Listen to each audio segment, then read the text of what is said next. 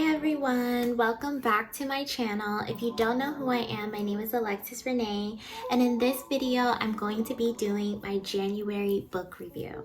So let's just get straight into it.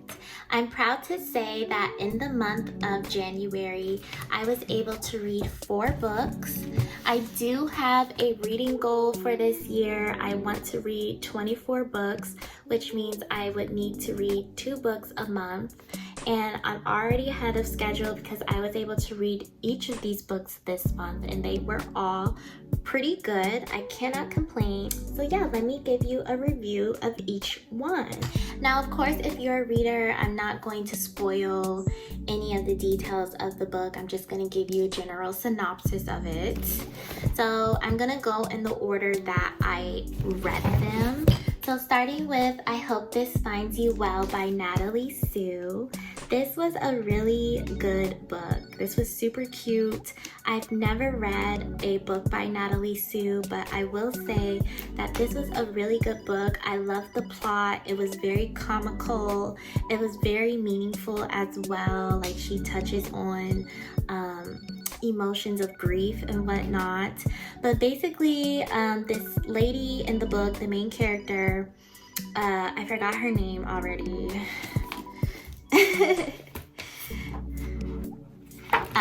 Her name is Jolene. The protagonist is Jolene, and she got in trouble at work because she would send emails with inappropriate commentary, and she would highlight it in white where the people receiving the email couldn't see it.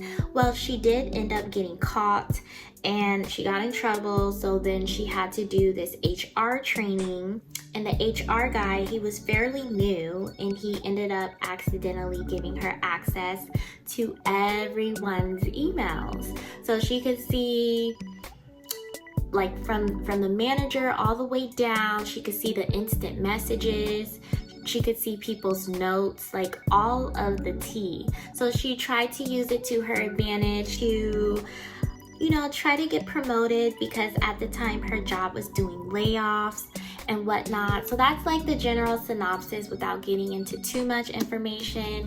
But there was a lot of, you know, funny moments in this book, and I really enjoyed reading it. It was a page turner. I rated this 4 stars on Goodreads. So the next book I read was Listen for the Lie by Amy Tintera, and this is another author that I have yet to read, and if I'm not mistaken, I do believe this was her first psychological thriller that she wrote, and I rated this 3 stars on Goodreads. It took about 100 pages for me to become like really invested. Yeah, it was overall a good book, and I guess it kind of kept me on my toes. It was not that big of a page turner for me. Just generally, this girl, she was accused of murdering her best friend, and that has been the narrative for about 10 years now.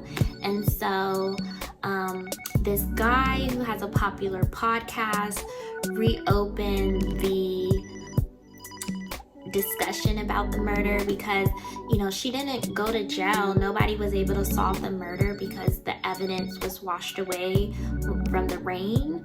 But the police went with that. Her whole town, which was a small town, went along with that. And so he reopened the podcast, and, you know, the story went from there. I rated a 3, and that's just all I'm gonna say. Okay. Okay, so next up we have Lisa Jewell, Don't Let Him In. I love this book. I love Lisa Jewell as it is. I rated this book a 5 on Goodreads. This book is very tea, honey. Like, there was so much tea in this book. So one of the protagonists is a psychopath, and I don't don't even want to discuss any details. Let's just say that he's a psychopath and he goes around tormenting people, okay? And there was just so many details and tea to keep up with. I literally had to write down notes of each character, you know, just the various details regarding each character, just so I could, you know, keep track and whatnot. But yeah, this book was a page turner. I believe I read this in 3 to 4 days.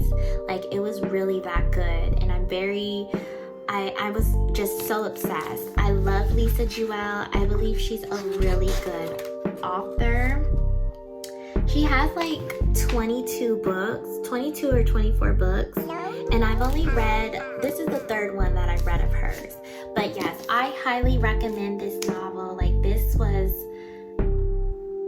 needs to be a movie. This should be in movie theaters. If you love psychological thrillers, get this book, because this will satisfy whatever you look for. Like, genuinely. Super highly recommend.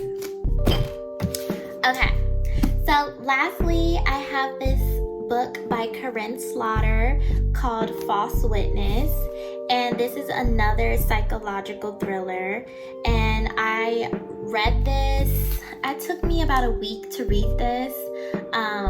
I rated it 4 stars. I like this book. I did like it. I do feel like, you know, I like the characters, I like the story, the plot, the ending. I do feel like there was just a lot of redundant details, like paragraphs and details that, you know, we just kept going over. But I think authors do that so you get a good sense of the character and understanding. You build a connection with them. There was just too many details that just didn't need to be repeated, but that's just my opinion. You know, it's just like, I'll say this, I felt myself being like, okay, like, let's get to the point. Like, okay, yeah, you said that, like, so let's get back to the story, the plot. What is the point? You know what I'm saying? So I do like Karin Slaughter. Her novels are very engaging.